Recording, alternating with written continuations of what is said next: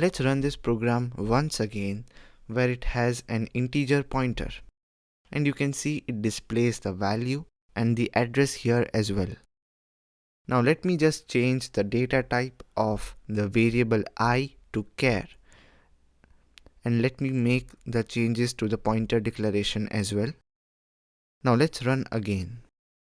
And now the output is unexpected. We were expecting value and the address, but it displays value in both the cases. If this was C program, it would have displayed it as expected. Let me quickly show you that as well. Let me comment this cout and add a printf statement which is of C programming to display. I will say printf %p and comma ptr. Here %p is a format specifier to display pointer values, but you don't have to worry about it. We just want to see how it works. Let me run it, and as you see, it works as expected. But we want this to work in C++. Let's understand the problem with an example. Let me take two arrays. Int arr of 3 is equal to 1, 2, 3 and char arr1 h, I.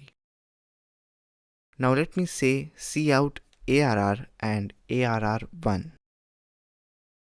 Ideally, as we saw in one of the previous lectures, that array name itself is the address of its 0th element. So both couts should display address of 0th element. But let me run this, and you can see that it works for the arr, but in case of arr1, it is displaying the values. Why is it so? Well, the cout is built in such a way that when it reads a character address, it displays the value and not the address. And that is why when you have a string, it reads till it finds the null value. Internally, there is operator overloading taking place, but I do not want to complicate it right now. So in simple words, when you have cout with character address, it does not display the address. But in case if you want the address, then you do have a way.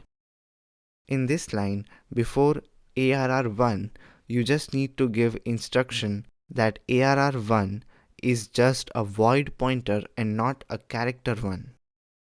So I will add void asterisk inside parentheses before arr1.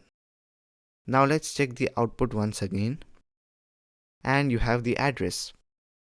As we proceed further, I will expose more in-depth technical reasons for the same, but I hope at the moment you get an idea about how to get the character pointer address.